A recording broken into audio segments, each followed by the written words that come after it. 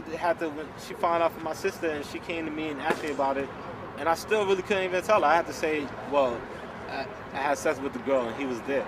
And that was my way of telling her that, yeah, it happened. You know what I'm saying? But that's when the initial conversation, and this is like 2 weeks before we left. It was something I was under. I couldn't tell my mom. I didn't tell nobody. It was something that held me to not say nothing.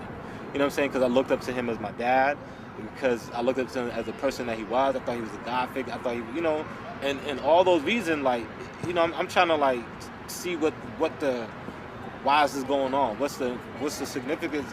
I'm young. I don't even know what really into sex, and I don't. Why do you think he's locked up for 135 years, underground 60 feet, in a super max penitentiary with no one with a case likened to his own, amongst cannibals? Not because what you think he should be locked up for, why you think he's locked up. Well, I mean, to answer your question in the way that I think you're asking it, you know what I'm saying? Because one, you have a black leader that was getting black people together and was building a sovereign nation. Tell me if this is something you believe. That's not what I want to hear.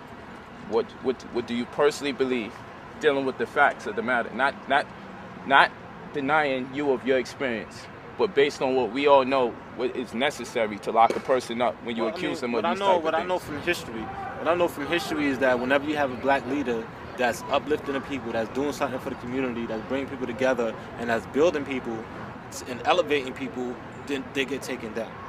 You know what I'm saying? And he wouldn't have been taken down, and he hasn't been taken down until they found something to take him down with. If he threw everything away by molesting kids, did he really care about everybody else? This is what I have to live with. I have to live with how do I come across the people that's in the knowledge and even vibe with them and talk to them on a regular level, and people looking at me one way.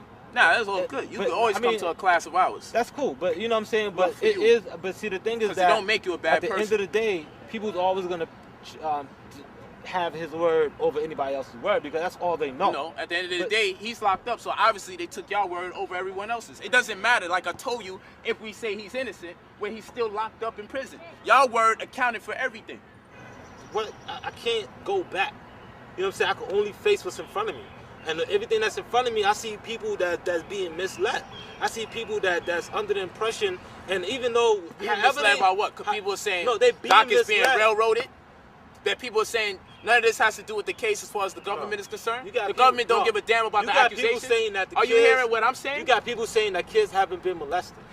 I can't see what you're seeing. I can't see I know what happened to me. I know what he did. I know what kind of person he is. You know what I'm saying? So what kind of person he is? That's the question I want to ask you. What kind of person is Dr. I mean, you get what you see.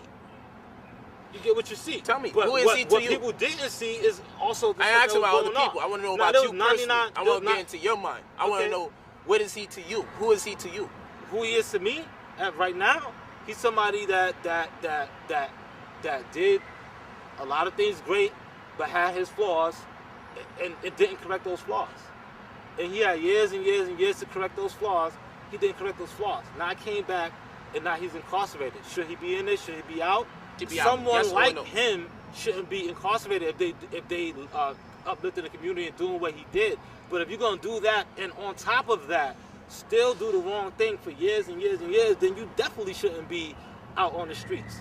That's if I was the devil, the perfect devil is the one who's gonna be a pastor, a preacher, or the one doing the right thing, and actually the one doing the wrong thing and send you to hell. That's the perfect devil right there. If I was a devil right now, I'd be telling you to do the right thing. I'd be telling you to live your life this way, and I'll be sending you right to hell. The devil knows the gospel as well as any pastor or preacher. So if the devil is going to do his job, what better way to do it than to have everybody lifting themselves or doing the right thing, and in actuality, it's like they're going up, but they're going this way. It's not just up. It's like they're going up and they're going astray. You know what I'm saying? That's the only really way that the devil could do his job, is to deceive people into thinking that he's actually God, to deceive people into thinking that he's actually Christ. That's why they say you will have false prophets and false messiahs. I would respect a wolf. If I was a sheep, I would respect a wolf that approached me and tried to hunt me down than a wolf that came in sheep clothing. my whole argument in this whole situation is, should people be locked up based on what people believe? I got the right to be angry. You know why? Because the Lord promises me something different. The Lord promises me that we will lock people up beyond a shadow of a doubt. That's what the Lord promises me. Yeah. But in this case, it was up to 12 people to have that reasonable doubt or not. And those 12 people make the decision. It's not. So what's the point? If you want to fight for it's your matter of fight opinion for if you would have fight took the for it plea for or not. another reason. Don't fight for it because he's innocent of a molesting kid. Let's say he molested 1,000 children. Factually. Okay. Genetic evidence and everything. Things that we don't deny scientifically. We say, wow, okay, true. If someone was to ask me, would you still worship him as your Most High, acknowledge him as your Most High God? I would have to.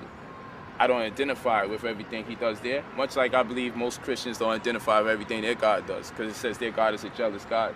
And some Christians would tell you it's not right to be jealous. And some would tell you that, you know, it shouldn't be vengeful, but in the Bible it tells you the Most High is a vengeful God. And it tells you you shouldn't hate, but it tells you that God loved Jacob and he hated Esau. You know what I'm saying? Yeah. It's a difference between being a proud Nubian and saying that he's innocent. Okay, that's two different people.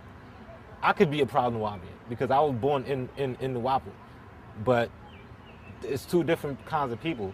Are you got a people, Nubian, if that's the case? I can be, but how can I be a proud Nubian if the Nubians are saying that he's innocent and I'm saying that this happened to me? Yeah, so now it is. You see how we sitting down talking? That's. But see, the thing is that, you know, now is my word against the master teacher's word, and whose word is they gonna take? I know one thing the master teacher always taught is that when you're looking at the sides of the truth, there's his side, her side, his or her side versus his or her side. But really, in actuality, it's just the truth. Your side, their side, and just the truth. There's only one truth.